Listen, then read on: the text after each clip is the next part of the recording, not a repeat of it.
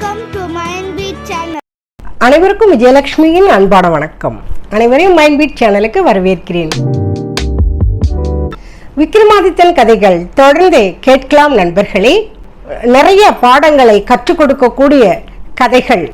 மைண்ட்பீட் சேனலை ஆதரித்து வரும் அன்பான உள்ளங்களுக்கு மனமார்ந்த நன்றி. சொன்ன கதையை கேட்கலாங்க. போஜராஜா 2வது படிக்கட்டில் கால் எடுத்து வைக்கும்போது இந்த பதுமை விக்ரமாதித்தனை பற்றி சொல்லுதுங்க. தனது தம்பி பட்டியனுடைய துணையோடு விக்ரமாதித்தன் காடு 6 மாதம் நாடு 6 மாதம்னு ஆட்சி புரிஞ்சிட்டு வர்றார். அதே சமயம் காளி தேவி கிட்டேருந்து வரம் கேட்கறதுக்காக ஞானசீலன்ற ஒரு முனிவர் ரொம்ப கடுமையாக தவம் செய்கிறார். முனிவரோட தவத்தை ஏற்றுக்கிட்டு காளி தேவி காட்சி அளிக்கிறாங்க. அம்மா, உங்களோட அருள் எனக்கு எப்போவுமே வேணும். பக்கத்தில் அது முருங்கை மரத்தில் ஒரு வேதாளம் தொங்கிட்டுருக்கு. அந்த வேதாளம் நான் சொல்கிற வேலைங்களை உடனே அது செஞ்சு கொடுக்கணும். அதுக்காக நீங்கள் கட்டளை இடணும். அரசர்கள் எல்லாமே எனக்கு கீழ்ப்படிஞ்சு நடக்கணும். அது இல்லாமல் விக்ரமாதித்த மன்னன் மரணமே இல்லாத ஒரு பெருவாழ்வு வாழ்ந்து நல்லபடியாக ஆட்சி புரியணும். இந்த வரம்லாம் எனக்கு வேணும்னு கேட்குறாரு முனிவர். உடனே காளிதேவி, முனிவரே, நீ கேட்குற வரத்தை நான் தரணுன்னா 1000 அரசர்களுடைய தலையை வெட்டி ஹோமத்தில் போடணும் அப்படின்னு சொல்கிறாங்க. முனிவரும் என்ன பண்ணுறாரு, 999 அரசர்களோட தலையை வெட்டி அந்த ஹோமத்தையில் போட்டாருங்க. ஒரு தலை மட்டும் கிடைக்கவே இல்லை. எவ்வளவோ முயற்சி பண்ணுறாருங்க, ஆனால் கிடைக்கல. காளி தேவிக்கிட்ட வரம் வாங்கி ஆகணுமே. அதுக்காக ஞானசீலருக்கு ஒரு ஐடியா வந்துடுதுங்க. அது என்ன ஐடியா தெரியுங்களா? விக்ரமாதித்தன் தலையை வெட்டிட்டு வந்துட்டா என்ன, இதுதான் சரியான முடிவுன்னு தோணுது அந்த முனிவருக்கு. முனிவர் நேராக விக்ரமாதித்தன் கிட்டே போகிறாரு. முனிவர் வர்றதை பார்த்த உடனே விக்ரமாதித்தன் வாங்கன்னு சொல்லிட்டு அன்பாக கூப்பிடுறாரு. முனிவர் தான் கையில் அந்த மாதுளம்பழத்தை விக்ரமாதித்திட்ட கொடுத்துட்டு வாழ்த்திட்டு போகிறாருங்க. முனிவர் கொடுத்த அந்த மாதுளம்பழம் கை தவறி கீழே விழுந்த உடனே அந்த பழத்துலேருந்து நவரத்தனங்கள் அப்படியே தெறிக்குதுங்க. விக்ரமாதித்தனுக்கு இந்த முனிவர் ஏதோ சொல்கிறதுக்காக வந்திருக்கிறாரு அப்படின்னு தோணுது. உடனே காவலாளிங்களை அனுப்பி அந்த முனிவரை கூப்பிட்டு வாங்கன்னு சொல்கிறாரு. முனிவரும் வர்றாரு. பார்க்க வந்தீங்க, உங்களுக்கு என்னோட உதவி ஏதாவது வேணுமா? அப்படி இருந்தால் சொல்லுங்கள், நீங்கள் சொன்னீங்கன்னா தான் என் மனசு கஷ்டப்படாமல் இருக்கும்னு சொல்கிறாரு. உடனே அந்த ஞானசீல முனிவர் சொல்கிறாரு, விக்ரமாதித்தா, நான் காளி கோவிலில் ஹோமம் ஒன்று நடத்துகிறேன், அங்கே வந்து நீ பாரு, அதுக்கப்புறம் என்ன செய்யணும்னு நான் உனக்கு சொல்கிறேன்னு சொல்லிவிட்டு அவர் போயிடுறாரு. விக்ரமாதித்தா, ஐயா, நான் கண்டிப்பாக வரேன், உங்களுக்கு என்ன வேணுமோ அதை நான் நிறைவேற்றுறேன்னு சொல்லிவிட்டு உறுதியளிக்கிறார். காளி கோயிலில் ஹோமம் நடந்துட்டுருக்கு. விக்ரமாதித்தன் காளி கோயிலுக்கு போகிறாரு. முனிவர் வந்து அன்பாக கூப்பிடுறாரு.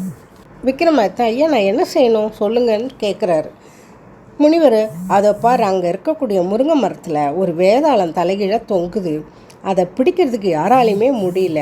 நீ வந்து ரொம்ப வலிமையானவன், அதனால் நீ அதை கட்டி பிடிச்சி இங்கே கொண்டு வரணும், இதுதான் என்னோட வேண்டுகோள்னு சொல்கிறாருங்க முனிவர். அப்படிங்களா, இப்போவே நான் போய் அந்த முருங்கை மரத்தில் இருக்கக்கூடிய வேதாளத்தை கட்டி எடுத்துகிட்டு வரேன் அப்படின்னு சொல்லிட்டு விக்ரமாதித்தன் போகிறாரு. முருங்கை மரத்தில் தலைகீழாக தொங்கிட்டு இருக்க வேதாளத்தை பார்த்து தன்னோட பலம் முழுசும் திரட்டி வேதாளத்தை பிடிச்சி தோளில் போட்டுக்கிட்டு நடக்க ஆரம்பிச்சிட்டாரு. உடனே வேதாளம், விக்ரமாதித்த மன்னா, என்னை தோளில் தூக்கிட்டு போகிற இல்லையா, உனக்கு வலியும் தெரியக்கூடாது, கஷ்டமும் தெரியக்கூடாது, அதனால் நான் ஒரு புதிர் கதை சொல்கிறேன், அந்த புதிருக்கு உன்னால் விடை சொல்ல முடியுமா அப்படின்னு கேட்குது. விக்ரமாதித்தன், உன்னோட புதிருக்கு நான் விடை சொல்கிறேன்னு சொல்கிறாரு.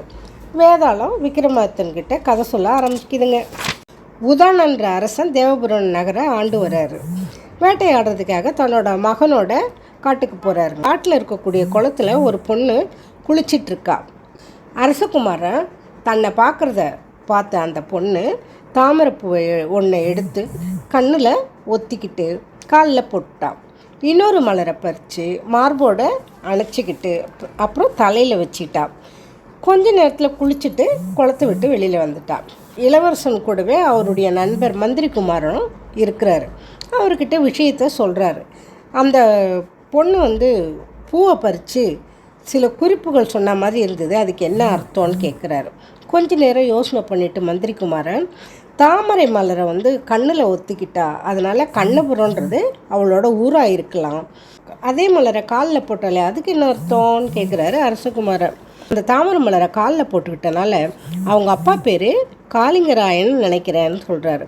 இன்னொரு மலரை மார்போடு அணைச்சிக்கிட்டு தலையில் வச்சுக்கிட்டாலே அவள் உன்னை ஹக் பண்ண நினைக்கிறா அப்படின்றத காட்டுதுன்னு விளக்குறான் மந்திரிக்குமாரன். அரசகுமாரனும் மந்திரிக்குமாரனும் காட்டை விட்டுட்டு கண்டபுரத்துக்கு போகிறாங்க. அங்கே ஒரு வயசானவங்க வீட்டில் தங்க வேண்டி வந்தது. அந்த வயசானவங்க அரண்மனையில் வேலை செஞ்சுட்டு வரவங்கன்றதை புரிஞ்சுக்கிட்டாங்க. அந்த பொண்ணோட அப்பா காளிங்கராயன் ஒரு சிற்றரசன்றதை அந்த வயசானவங்க மூலமாக தெரிஞ்சுக்கிட்டாங்க. குளத்தில் அந்த பொண்ணு குறிப்பால் சொன்ன விஷயத்தை அவங்கக்கிட்ட சொல்லவே அரசனுக்கும் மந்திரிக்குமாரனுக்கும் தான் உதவுறதா அந்த பாட்டி சொல்கிறாங்க. அதுக்கப்புறம் பத்மாவதியை போய் பார்க்குறாங்க. பத்மாவதி கிட்ட விஷயத்தை சொல்கிறாங்க. குழைச்ச சந்தனத்தை கையில் தொட்டு பாட்டியோட கன்னத்தில் ஓங்கி அரைஞ்சிட்றா. பாட்டி அதிர்ச்சியாகி போய் அலறிக்கிட்டே மந்திரிக்குமாரங்கிட்டையும் அரசகுமாரங்கிட்டையும் விஷயத்த சொல்கிறாங்க. மந்திரிக்குமாரன் அந்த அம்மாவை சமாதானப்படுத்திட்டு, பத்மாவதி கோபம் உங்களை அடிக்கலை, இன்னும் 10 நாளில் நிலா வரும், அதுக்கப்புறமா உங்களை வர சொல்லியிருக்கா, அதுக்கான அடையாளம் தான் சொல்கிறாருங்க மந்திரிக்குமாரன். 11ஆவது நாளில் திரும்பவும் அந்த வயசானவங்களை பத்மாவதியை பார்க்குறதுக்கு அனுப்புகிறாங்க அரசகுமாரன். அவங்கள பார்த்த உடனே பத்மாவதி குங்குமத்தை நல்லா குழப்பி 3 விரலில் வச்சு அந்த வயசானவங்களுடைய மார்பில் 3 விரலால் அடிக்கிறாங்க. சுரங்கப்பாதையை காட்டி அது வழியாக போக சொல்கிறாங்க. வயசானவங்க குங்கும குருவியோட வந்திருக்கிறாங்களே, இதுக்கு என்ன அர்த்தம்னு கேட்குறாரு அரசகுமாரன். சுரங்கப்பாதை வழியாக இன்னும் 3 நாள் கழித்து உங்களை வர சொல்லியிருக்கா அப்படின்னு சொல்கிறாருங்க மந்திரிக்குமாரன். உடனே அரசகுமாரன் சுரங்கப்பாதை வழியாக பத்மாவதியை பார்க்கறதுக்காக போகிறாரு. அன்பாக வரவேற்கிறா. அன்னைக்கு ராத்திரி அவங்களோட இருக்கிறாங்க. அதே மாதிரி அடுத்த நாளும் அவங்கள விட்டு பிரியறதுக்கு மனமே இல்லை. இதை மாதிரியே 12 நாட்கள் அங்கேயே இருந்துடுறாருங்க அரசகுமாரன். அரசகுமாரனுக்கு திடீர்னு தன்னோட ஃப்ரெண்டு மந்திரிக்குமாரனோட ஞாபகம் முகமே வாடி போயிடுதுங்க. ஏன் முகம் வாடி போயிருக்குதுன்னு சொல்லிட்டு பத்மாவதி சமாதானம் பண்ணுறான். அரசகுமாரன் சாப்பிட்ற பொருளுங்களெல்லாம் எடுத்துக்கிட்டு தன்னோட நண்பனை பார்க்கறதுக்காக போயிடுறாரு. பத்மாவதி உனக்காக கொடுத்து அனுப்புனாங்க இந்த தின்பண்டங்கள் எடுத்துக்கோ அப்படின்னு சொல்கிறாங்க. மந்திரிக்குமாரன் என்னை சாகடிக்கிறதுக்காக பத்மாவதி கொடுத்துருக்குற பொருளுங்களை நான் சாப்பிட்டு சாகணுமா சொல்லு அப்படின்னு கேட்குறாங்க. என்னப்பா பத்மாவதி மேலே போய் இப்படி ஒரு பழி போடுற நியாயமா அப்படின்னு ரொம்ப வருத்தமாக சொல்கிறாருங்க அரசகுமாரன். சரி இரு அப்படின்னு சொல்லிட்டு அந்த பக்கமாக ஒரு திருநாய் போகுது. அதை கூப்பிட்டு பத்மாவதி கொடுத்துன அந்த தின்பண்டங்களை போடும்போது அதை சாப்பிட்டுட்டு அந்த நாய் இறந்து போச்சு.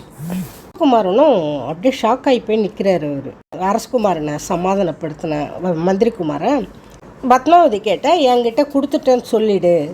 அரசகுமாரா பத்மாவதி தூங்கின பிறகு அவள் கழுத்தில் போட்டிருக்கக்கூடிய முத்து மாலையை எடுத்துக்கிட்டு உன்னோட 3 விரல் நகத்தால் அவளோட மார்பில் கீறி விட்டுட்டு சுரங்கப்பாதை வழியாக வந்துடு, மற்றதை அப்புறமா பார்த்துக்கலான்னு சொல்கிறாருங்க மந்திரிக்குமாரன். அரசகுமாரன் பத்மாவதி தூங்கின பிறகு அவள் போட்டிருக்கிற முத்து மாலையை எடுத்துக்கிட்டு மார்பில் 3 நகைக்குறிங்களை பதிச்சுட்டு சுரங்கப்பாதை வழியாக வந்துடுறாரு. பத்மாவதி கிட்டேருந்து எடுத்துகிட்டு வந்த முத்து மாலையை மந்திரிக்குமாரன் கிட்ட காட்டுறாரு. முத்து மாலையை நீயே பத்திரமா வச்சுக்கோ அப்படின்னு சொல்கிறாரு மந்திரிக்குமாரன். மந்திரிக்குமாரன் துறவியாகவும் அரசகுமாரன் சீடனாகவும் வேஷம் போட்டுட்டு கிட்ட பத்மாவதியோட முத்து மாலையை விற்கிற மாதிரி நீ அரண்மனைக்கிட்ட சத்தம் போட்டுட்டே போ. அப்போ வீரர்கள் அரசர்கிட்ட சொல்லுவாங்க, அரசர் முத்து மாலையை விலையை பற்றி கேட்டால் சுடுகாட்டில் தவம் செஞ்சிட்ருக்கிற குருவுக்கு தாங்க தெரியும்னு சொல்லு. அரசர் என்னை பார்க்கணுன்னு சொல்லுவார், இங்கே கூப்பிட்டுட்டு வா அப்படின்னு அரசகுமாரன் கிட்ட சொல்லி அனுப்புகிறாரு மந்திரிக்குமாரன். மந்திரிக்குமாரன் சொன்ன மாதிரி அரண்மனைக்கிட்ட போய் முத்து மாலையை விற்கிறதா சத்தம் போட்டுகிட்டே இருக்கார். அவர் அரண்மனையில் காவல் இருக்கிற ஒரு காவலர் ஒருத்தர் அரசர்கிட்ட போய் முத்து மாலை வியாபாரம் பண்ணுறார் ஒருத்தர் அப்படின்னு சொல்கிறாரு. மன்னர் முத்து மாலையோட விலையை கேட்டார் போது அரசகுமாரன் இது என்னோடய குருவுக்கு தான் தெரியும் அந்த விலை அப்படின்னு. உன்னுடைய குரு எங்கே இருக்காரு அப்படின்னா அரசரை கூப்பிட்டுட்டு சுடுகாட்டுக்கு வர்றாரு. துறவி வேஷத்தில் இருக்கிற மந்திரிக்குமாரன் அரசே என்னை எதுக்கு தேடிட்டு வந்தீங்க அப்படின்னு கேட்குறான். இந்த முத்து மாலையோட விலை உங்களுக்கு தான் தெரியும்னு சொன்னார் இவர், அதை பற்றி விசாரிக்க தான் நான் வந்தேன். அப்போ மந்திரிக்குமாரன் சொல்கிறாரு, அரசே இந்த சுடுகாட்டில் நள்ளிரவில் ஒவ்வொரு நாளும் எரியிற பொணத்தோட குடலை உருவி சாப்பிட்டு வராங்க ஒரு பொண்ணு. அவளை பற்றி விவரம் தெரிஞ்சுக்கணுன்றதுக்காக திருசூலத்தை எடுத்து அவளோட மார்பில் அழுத்தி விசாரித்ததில் அவளோட பேர் பத்மாவதின்னு சொன்னால் யார்கிட்டையும் சொல்லிடாதீங்கன்னு சொல்லிட்டு ஓடிட்டா. அவளோட முத்து மாலை தான் இது. எனக்கு இந்த முத்து மாலை தேவையில்லை, நீங்களே எடுத்துக்கோங்க, அதுக்காக எனக்கு எதுவும் கொடுக்க வேண்டியதில்லைன்னு சொல்கிறாருங்க மந்திரி குமாரன். அரசர் ரொம்ப சந்தோஷமாக முத்துமாலையை எடுத்துக்கிட்டு போகிறார். தன்னோட மகளை கூப்பிட்டு அவள் போட்டிருப்பா இல்லையா முத்துமாலை, அதை எடுத்துகிட்டு வாமான்னு சொல்கிறாரு. அவளுக்கு என்ன சொல்கிறதுன்னே தெரியல. அவளோட மார்பு பகுதியில் காயம் ஏற்பட்டிருக்கு. அதை பார்த்த உடனே மன்னர் திடுக்கிட்டுறாரு. சுடுகாட்டிலேருந்து வாங்கிட்டு வந்த முத்துமலையை காமிச்சு, இது உன்னோடது தானம்மா அப்படின்னு கேட்குறாரு. பத்மாவதி தடுமாற்றத்தோட ஆமாம்ப்பா அப்படின்னு உடனே ஷாக் ஆகிடுறாருங்க மன்னர். தன்னோட மந்திரியை கூப்பிட்டு நடந்த விஷயத்தையெல்லாம் சொல்லிட்டு, இது செஞ்ச பொண்ணுக்கு என்ன தண்டனை கொடுக்கலான்னு கேட்குறாரு. மந்திரி அந்த பொண்ணை நாட்டை விட்டு போக சொல்லிடலாம் அப்படின்னு சொல்கிறாருங்க அமைச்சர். தன்னோட மகளை நாட்டை விட்டே அனுப்பிடுறாரு. மகளை பிரிஞ்ச சோகம் தாங்காமல் அரசனும் இறந்துடுறாரு. கணவரும் மகளும் ஒரே நேரத்தில் பிரிஞ்சனால அரசியும் துக்கத்திலேயே இறந்து போகிறாங்க. அரசன் இறந்ததுக்கும் அரசி இறந்ததுக்கும் யார் காரணம் அப்படின்னு கேட்டதுங்க வேதாளம் விக்ரமாதித்தன்கிட்ட. அரசன் அமைச்சர்கிட்ட ஆலோசனை கேட்டார். அமைச்சன் நல்லா விசாரிக்காமல் சொல்லிட்டான். அதனால தான் பத்மாவதியை நாட்டை விட்டு துரத்திட்டாங்க. அந்த வேதனையில் அரசனும் அரசியும் இறந்து போனாங்க. அதனால் அரசனும் அரசியும் இறக்கிறதுக்கு காரணம் அமைச்சர் தான் சொல்கிறாருங்க விக்ரமாதித்தன். இதை கேட்ட உடனே வேதாளம் என்ன பண்ணுச்சுங்க, திரும்பவும் பறந்து போய் முருங்கை மரத்தில் உட்காந்துக்கிச்சு. விக்ரமாதித்தன் ஓடி போய் வேதாளத்தை கட்டி பிடிச்சி தூக்கிட்டு வர்றாரு. உடனே வேதாளம் சொல்லுது, நான் சொல்லக்கூடிய எல்லா புதிர் கதைகளையும் நீ விடுவிக்கணும் அப்படின்னு சொல்லுது. விக்ரமாதித்தனும் சம்மதிக்கிறாரு. அடுத்த கதையை சொல்ல ஆரம்பிச்சுது. தொடர்ந்து விக்ரமாதித்தன் கதைகள் கேட்கலாம் நண்பர்களே. முத்திரைகள், மோட்டிவேஷன், ஆன்மீகம் பற்றிய வீடியோக்களை காண்பதற்கு மைண்ட்பிட் சேனலுடன் தொடர்ந்து பயணித்து வாருங்கள். மீண்டும் அடுத்த நிகழ்ச்சியில் சந்திப்போம் நண்பர்களே. என்றும் உங்களுடன் மைண்ட்பிட் சேனல். நன்றி, வணக்கம். Thank you for watching.